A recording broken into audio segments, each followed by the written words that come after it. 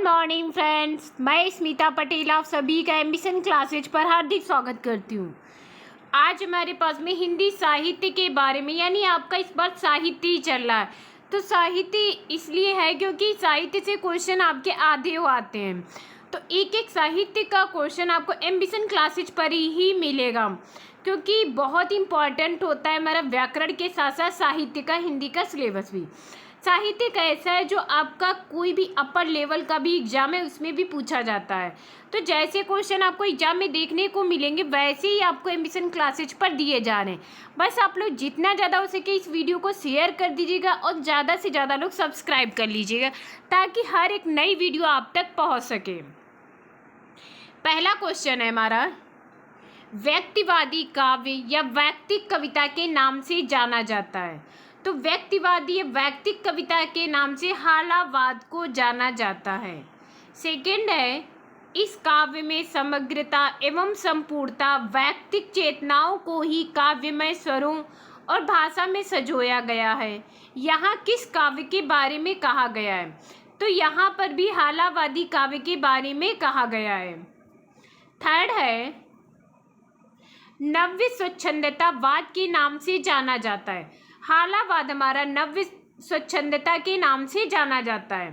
Four है, उन्मुक्त प्रेम काव्य या प्रेम व मस्ती के काव्य के नाम से जाना जाता है। इसमें भी हालावादी काव्य ही जाना जाता है। फाइव है, इसमें अपनी ही मस्ती, अल्हड़ता एवं अखंडता है। किसमें? हालावादी काव्य में। सिक्स है, हालावादी काव्य पर किसका प्रभाव है? तो फारसी साहित्य का उमर खयाम का प्रभाव है हालावादी काव्य पर। सेवन है, छई रोमांस का कवि कहा जाता है।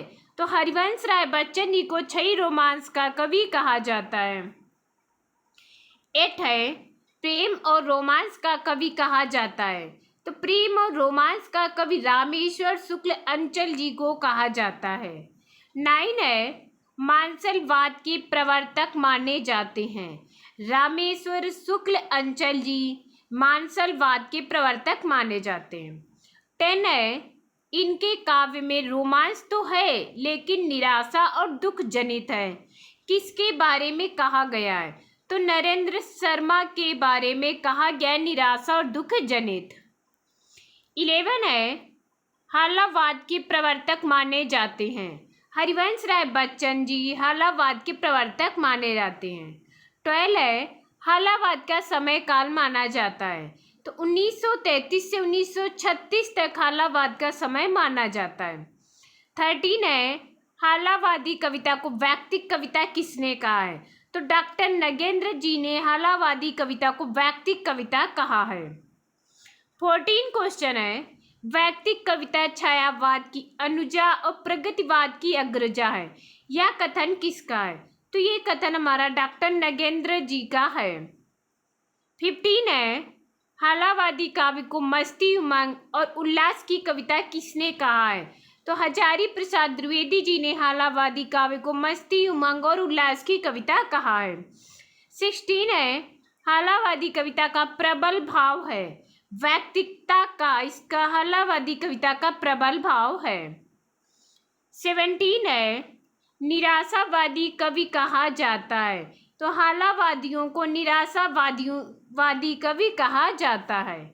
18 है, व्यक्तिवादी कविता का प्रमुख स्वर निराशा का है, अवसाद है, थकान का है, टूटन का है। चाहे किसी भी परिप्रेक्ष्य में हो, कथन या किसका है? तो डॉक्टर रामदरस मिश्र जी का यह कथन है। 19 है, व्यक्तिवादी गीत कविता की सभी प्रवृत्तियां प्रेम, निराशा, वेदना, सामाजिक चेतना किसके काव्य में लक्षित होती हैं? तो आरसी प्रसाद सिंह जी के काव्य में लक्षित होती है।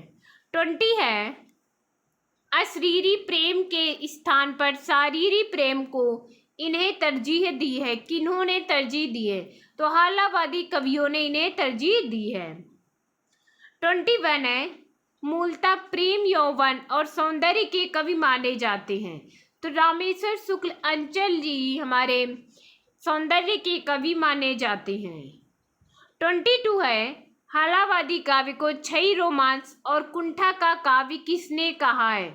तो डॉक्टर हेतु भारद्वाज जी ने हालावादी काव्य को क्षयी रोमांस और कुंठा का कवि कहा है। 13 है, हालावाद प्रचलित कब से हुआ था? बच्चन की मधुशाला से हमारा हालावाद शब्द प्रचलित हुआ था। 24 है, किसकी रचनाओं में आत्मसंदेह और मृत्यु भय की भावना सर्वाधिक पाई जाती है? तो हरिवंश राय बच्चन की आत्मसंदेह और मृत्यु भय की भावना सर्वाधिक पाई जाती है। 25 है, बच्चन की रचना त्रय शामिल हैं। तो मधुशाला, मधुबाला और मधुकलश, ये 3 रचना हमारी बच्चन जी की शामिल है। ये जो हालावादी पॉइंट है ये बच्चन जी ने इसको दिया है। इसमें क्या इंपॉर्टेंट है, बहुत से लोगों ने हालावाद अभी नाम भी नहीं सुना होगा, इसीलिए हमने पूरा हालावाद पे ही बना दिए ताकि आपका साहित्य का एक भी क्वेश्चन कहीं भी ना जाए। Very important question 25। बस आप लोग जितना ज़्यादा हो सके शेयर कर दीजिएगा, क्योंकि हालावाद एक ऐसा पॉइंट है जो आज तक किसी ने भी सुना नहीं होगा। तो ऐसे क्वेश्चन हमारे जब एग्जाम में देखने को मिल जाते हैं तो हम यही सोचते हैं इसको कैसे करें, क्या है इसमें। तो बस आप लोगों का यहाँ से एक भी क्वेश्चन नहीं छूटेगा इस बार एग्जाम में। बस शेयर कर दीजिएगा इस वीडियो को, जिससे हर एक स्टूडेंट को लाभ मिल सके। Thank you class.